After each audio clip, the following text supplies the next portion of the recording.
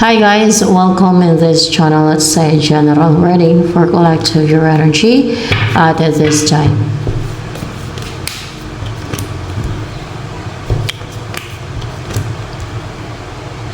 So, nakarecover ka na sa yung nag-antay ka, yung there's delays, mga inaantay mo bago dumating. So, ibig sabihin, hindi ka na mag-antay kasi maaaring yung mga delay na tanggal, na nag-fade na o nawala na yung mga napapadelay sa inaantay mo. And then, hindi na magkakaroon ng delay o kung para na-delay yung mga ginagawa mo, natatagalan o na-experience ng mga delays, wala na yan siya. And then, nakarecover ka na din sa yung pinakomplito yung isipan mo ba at tinistruck ka. Yan. And then, so, eto magician dito, kompleto na yung tools mo. Yan, yung magician dyan. Hindi ibig sabihin na mangkukulam ka. Hindi ito mangkukulam kasi, guide natin ay, dito, napapag-guide ako sa God. So, yan.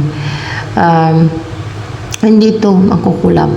Okay? Hindi ito witch o wizard yung energy dito na naridingan. Kundi, kompleto ang tools. Yan.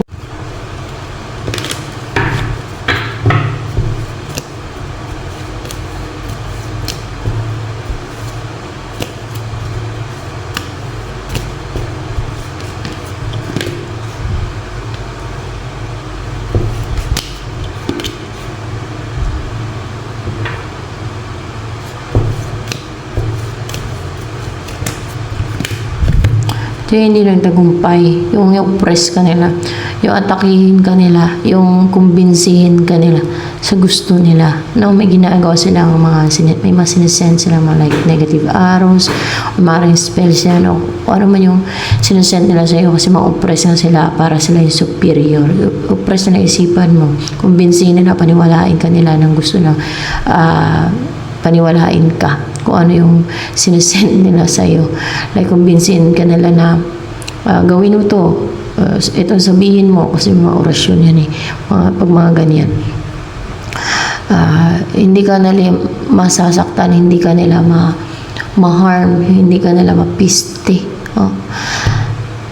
Hindi nagtagumpay yung kanilang ginagawa na i-destroy ka o saktan ka o i-harm ka o kung ano pa itong mga deceit na ginagawa nila sa'yo. So, hindi ka nila na-destroy. Kasi, and nag-umpisa na mag-grow siguro finances mo, ikaw, maging healthy ka, o talent mo, ability mo, or maging consistent ka, o consistent yung pag-grow mo, o ng kapirahan mo, pwedeng ganun. Pwede din may mag-reach out sa'yo, gusto mo makipagkita sa'yo, na gusto niya makipagkita sa'yo, gusto niyang mag-meet kayo. Merong gustong mag-meet kayo and ina-align kayo ngayon. Meron, mag-reach out siguro yan. Kaya gusto ka niya ma-meet, hindi na siya nagja-juggling. Kasi, someone na meron kayong soul connection.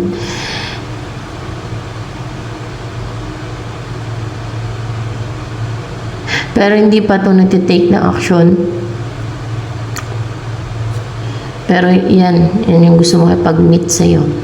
Gusto niyang makasama ka. Maganda yung loob niyo sa isa't isa nito. Pero para pag kinakabahan siya or experience nervous, kinakabahan. So, see? And ano pa? May malaking offer siya sa'yo.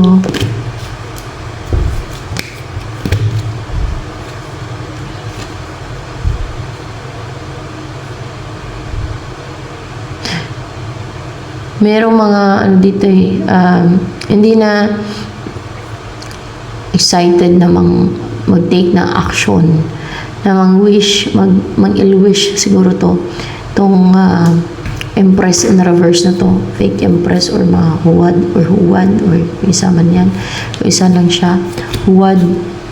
Kasi hindi naman nagtatagumpay yung kanyang ginagawa daw na pang-ill-wish, hindi ka nasasaktan, at hindi natutusok sa'yo, hindi na-unite sa'yo, hindi nangyayari sa'yo yung mga ini-wish niya o kung ano pa yung ginagawa niya na yan against you.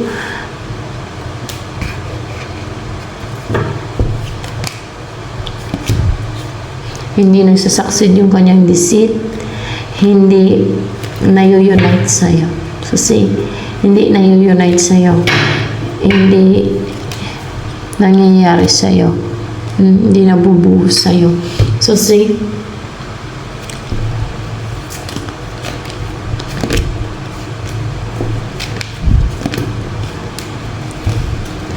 maaaring sunod sasakay ka ng bangka o makasakay ka ng bangka, may mga salubong kang bata, yan, sa gubat or sa daanan o sa banas. Alam yung kagaya sa mga gubat na merong, o kaya kahit sa mga lugar na mapuno, madamo, mga ganung lugar na may banas ba ang tawag doon? Hindi na daanan ng tao. Yung hindi siya kalsada. Yung banas ang tawag doon, banas. Yun ang alam ko eh. May makasalubong kang bata. And then, baka makikita ka ng bangka. Ayan. At, baka yan na yung bata na yan. Yan yung bata na yan, let's say. Ay, hindi daw yun yung bata na nakasakay sa bangka. May makasalubong kang bata, no? O may makita kang bata.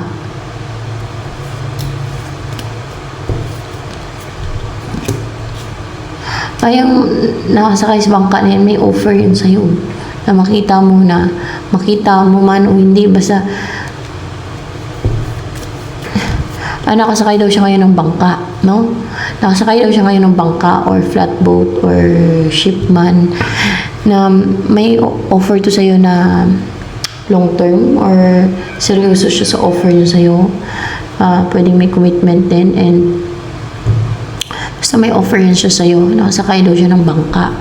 Or ngayon, maaaring ngayon, sumasakay siya sa barko, bangka, o flatboat, gano'n. And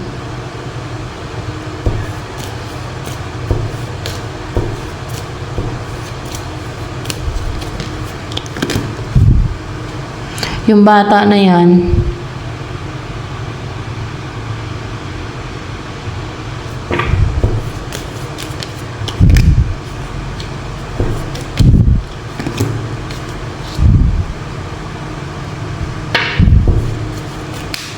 hindi maganda intention itong bata na ito.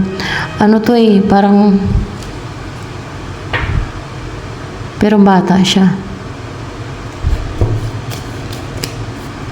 Bata, o bata yan. Pero, goal-driven to na malus mo yung sayo. Nang bubuhos to, nagsisend na, meron yan sinesend sa'yo, meron binibigay siguro negativity niya, ganun. Pero hindi naman yung makadlang. Bata. Bata siya. Basta matawag siyang bata, no?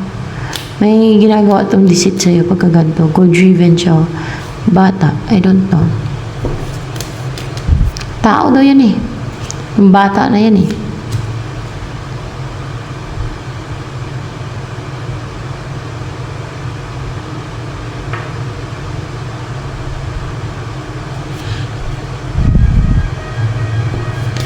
Makakasalubong mo daw yan.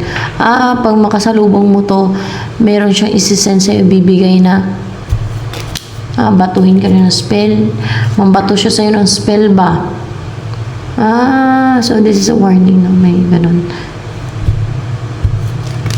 Hindi naman daw tatalab yung spell niya yan. Basta, yun, at saka negativity niya, emotional toxicity, basta, para mawala daw yung sayo, para malose mo, para mag-grief ka. Yun ang essence ng bata na makasalubong mo. Deceitful, bata pa, deceitful na. So yan.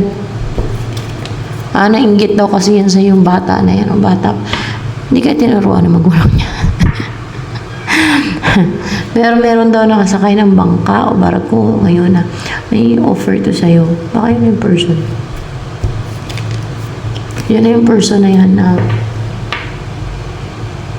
merong person dito na may soul connection kayo. Yan o. Papunta daw yan sa'yo. O maaaring mag-take ng action o basta meron siyang may gagawin yan. Ay! Di ba merong Wheel of Fortune kanina? Baka yun yung destiny mo. King of Pentacles. Oo, pero kaya unstable ngayon. Queen of Pentacles and King of Pentacles. Pero, hiwalay kayo. Pwedeng ex mo to or you're separated right now or you're not together or hindi pa kayo magkasama So, maging stable kayong dalawa, no? Maring titira kayo sa isang bahay, maging stable and mag-keep nyo isa't isa. So, yan. Ay, talagang goal-driven siya, guys.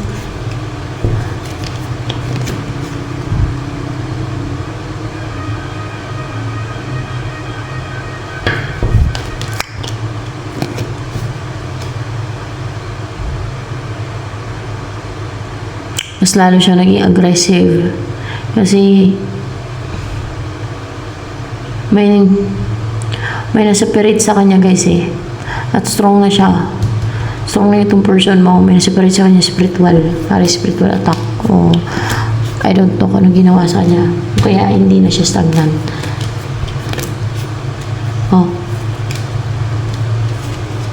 Hindi kasi nag-succeed yung ginawa nila. No? Na mapastagnant siya. Na walang gawing action towards you. Kaya, malaki talagang possibility na makabuo kayo ng pamilya nitong tao to. Maging colorful yung buhay nyo, maging contented kayo, masaya. No? Happy, enjoy nyo yung buhay, masayahin sa buhay, masaya kayo, na peaceful ang inyong buhay. Wala na tong third party na to.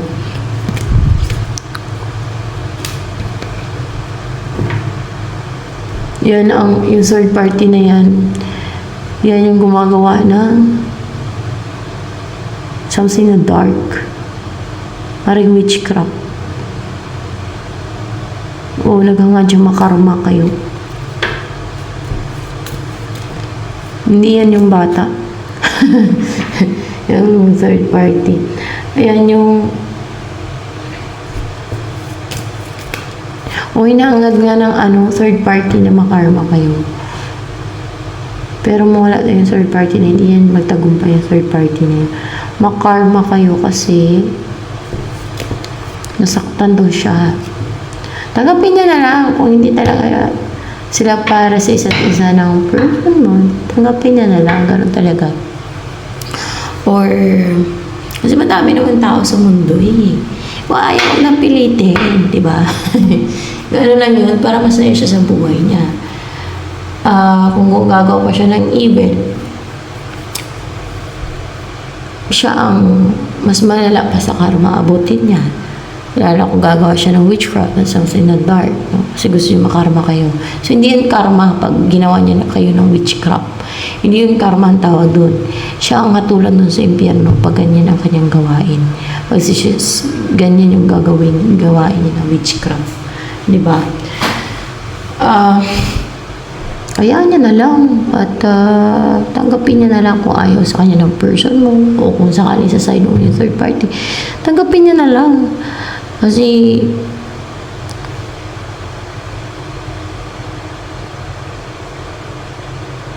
kung talagang para kayo sa isa't isa ng person mo, wala naman yung magawa diba?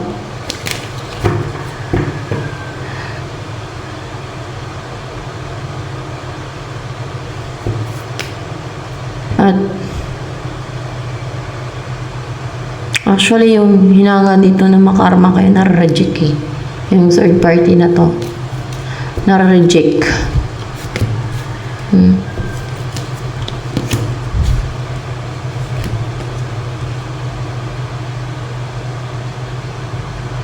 emotional siya and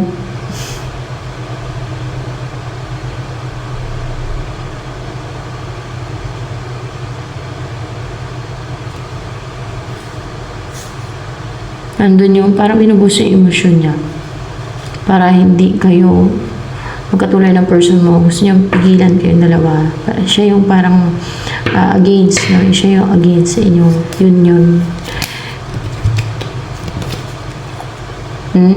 Siya yung madlang. Siya yung gusto niyang pigilan, gusto niyang hadlangan. Hindi siya makatulog. Hindi siya mapanatag yung isipan niya kasi gusto niya hadlangan.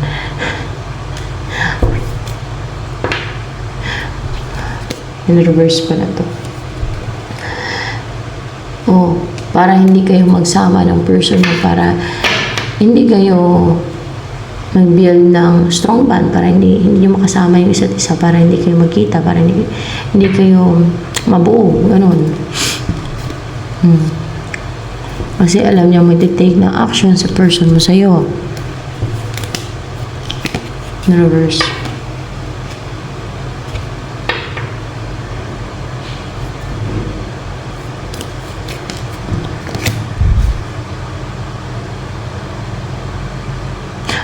Atake siya sa'yo, no? Yung the chariot dito. Pero nare-reject yung kanyang mga attacks. At mukhang bumabalik sa kanya.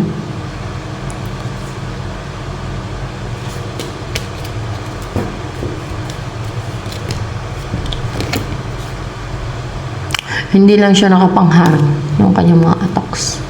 Hindi na siya nakapang-oppress. At hindi na siya nakapangkarga ba? Ganun. Hindi na siya nakapang-oppress, hindi na siya nakakarga sa'yo. Ganun.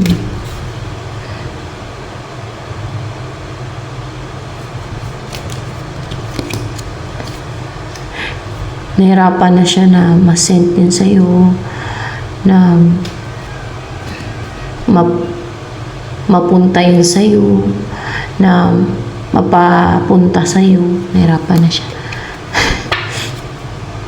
So,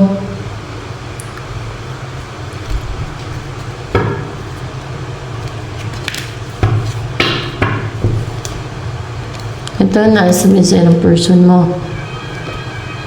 Baka nakasakay siya ngayon ng barko or bangka, flatboat, fishing boat, cargo, char. Any sakyong pandagat. Papunta daw sa'yo. Baka nagro-row yan. O bangka man. Or basta sakay daw siya ng ship or bangka, kung bangka man, o flatboat, o kung masasakang pandagat, no? Pwedeng barge, kung sa roro, no? Hearts, so Jack of Hearts. Ito ang gusto sabihin sa ng person mo, ikakasal kayo. Gusto kanya mapasa para nakadamit pang kasal yun. May-unite daw kayo, magkaroon ng union sa inyo. Gusto niya ikasal kayo. Gusto niya ikasal kayo. Yun ang inaantay niya. Yung mangyari yan. Kaya nga nagtitake siya ng action, no? Yan. So see, kaya nga nagtitake siya ng action, no? Clarified by Ace of Wands. Kasi gusto niya ikasal kayo. Paparating na daw siya. Coming ang iyong person.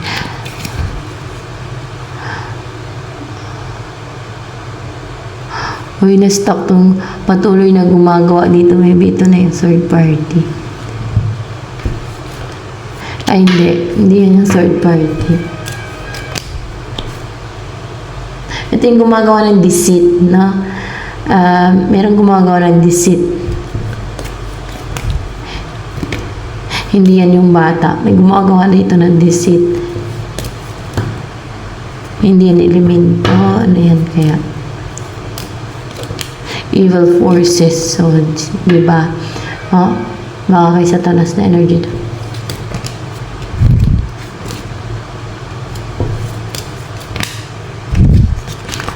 And then, basta sa evil forces. Ewan ko kung anong evil forces yan. Parang napaka-goal-driven at fiery and so brave and goal-driven talaga. Hunter type, no? Parang ganun yung kanya energy. Asmodeus. Sa Asmodeus. Sa Asmodeus daw to. Parang napaka full of desire and parang last. No, lastful kasi King of Wands parang full of desire na ganun. Sa Asmodeus. Patuloy yung ginagawa niya pag-effort to and put ng hard work. Nagawan ka ng deceit. Pero stuck na yun sa Diyos. Kahit patuloy siya at gawa, no? Parang na-chain yan siya, na-chain. Sayang kasi sa chinain ko sa Diyos. Ay, ewan ko lang kung maniwala kayo. Basta yun ang Kasi nga, na-atake sila dito sa akin, guys. Paano ko malaman na na-atake sila? Kasi umuungol ang mga aso. Alam ko na yan pag may na-atake, umuungol ang mga aso. Sa Asmodeus. Pero, sige pa rin, ka-effort to. Parang, ayan, tingnan nyo. May ginagawa tong deceit. May ginagawa siya ang deceit kahit naka-stuck yan siya o naka-chain. May ginagawa siya. Siguro may mga alipuris yan siya or kung ano man ginagawa niya, no? Para gawin kayo ng deceit kasi may mga legions yan sila. May mga legions. Mga utusan. So, ito na lamang for collective reading.